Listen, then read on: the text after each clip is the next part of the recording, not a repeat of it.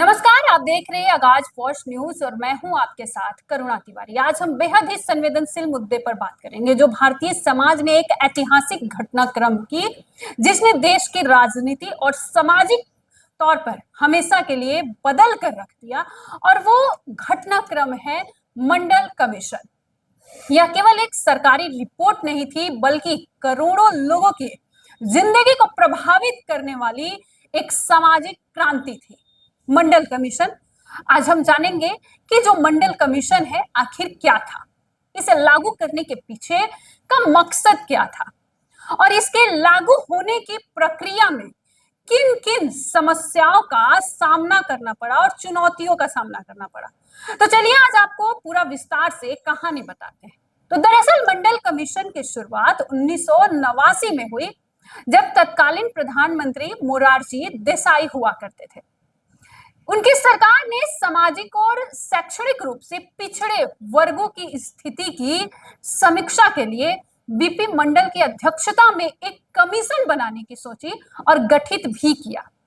अब इस कमीशन का उद्देश्य यह था जानना कि इन वर्गों की आर्थिक, शैक्षिक और सामाजिक स्थिति कैसी है और इनके उत्थान के लिए सरकार क्या क्या कदम उठा सकती है। अब इस कमीशन में 1953 में गठित काका कलेलकर कमीशन की सिफारिशों को भी ध्यान में रखना बेहद ही जरूरी था, जिसने पिछड़े वर्गों की स्थिति पर पहले ही सरकार को एक रिपोर्ट प्रस्तुत कर दी थी, लेकिन उसकी सिफारिशों को कभी लागू किया ही नहीं गया।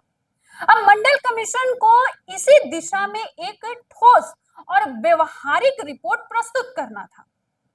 यह जानना बेहद जरूरी है कि आखिर मंडल कमीशन की सिफारिशें क्या-क्या थी।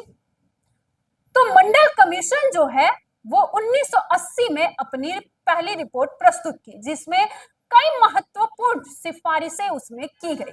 इसमें सबसे महत्वपूर्ण थी 27% आरक्षण की सिफारिश, यानी कि पिछड़े वर्गों के लिए सरकारी नौकरियों और शिक्षण संस्थानों में अन्य वर्गों यानी ओबीसी के लिए 27% आरक्षण का प्रावधान की सिफारिशें की गई थी।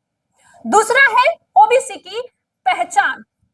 सामाजिक, शैक्षणिक और आर्थिक रूप से पिछड़े वर्गों की पहचान करने के लिए 11 मापदंडों का प्रस्ताव था।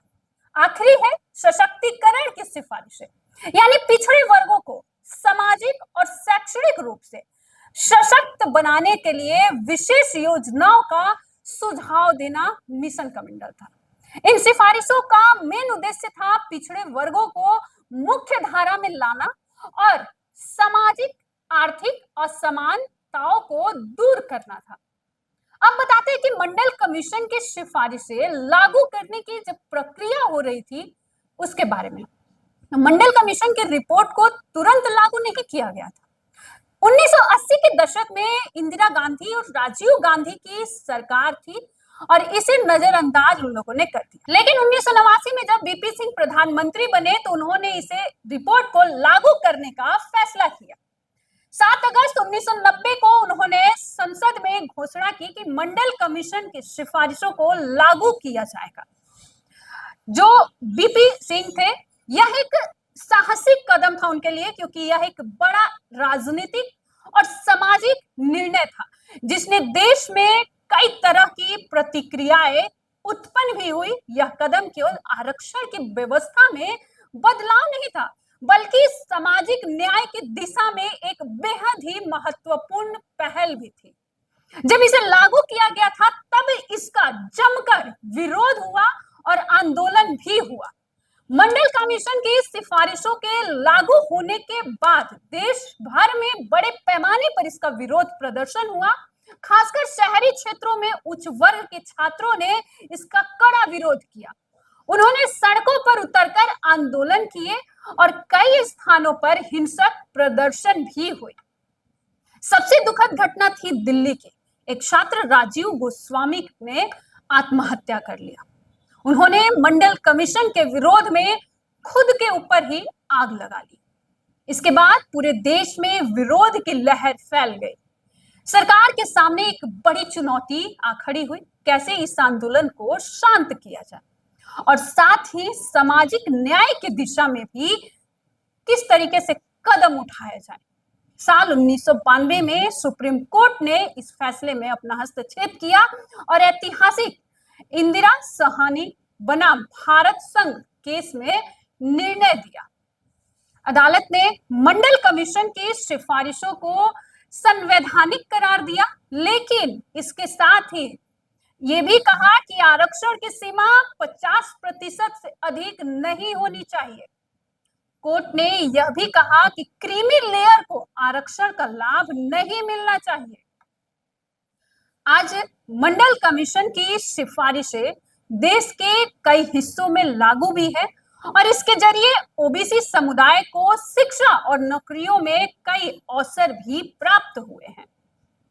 हालांकि यह व्यवस्था को लेकर आज भी विभिन्न वर्गों में बहस और असहमति है, लेकिन यह स्पष्ट है कि इसने समाज में एक बड़ा परिवर्तन लाने का कार्य किया। मंडल कमीशन जो है, इसे लेकर जब लागू होने का भारतीय समाज पर इसका गहरा प्रभाव दिखने को पड़ा। इसने समाज के पिछड़े वर्गों को एक नई पहचान और अधिकार भी दिया। तो इसके साथ लागू होने से सरकारी नौकरियों और शैक्षणिक संस्थानों में पिछड़े वर्गों का प्रतिनिधित्व बढ़ा और उनके आर्थिक स्थिति में भी सुधार आया। अब देखिए, आपको बता दें कि यह जो मंडल कमीशन है, इसकी हमने आपके सामने पूरी कहानी रखी। यह एक सरकारी नीति नहीं थी, बल्कि एक सामाजिक क्रांति भी थी, जिसने भारतीय समाज की दिशा बदल दी, राजनीति बदल कर रख दी। मंडल कमीशन की ये पूरी कहानी थी जो हमने आपके सामने रखी। मंडल कमीशन के साथ आपको क्या कुछ कहना है, आप भी साझा करें। फिर मिलेंगे आपसे एक और नई दिलचस्प रोचक कहानी के साथ। धन्यवाद।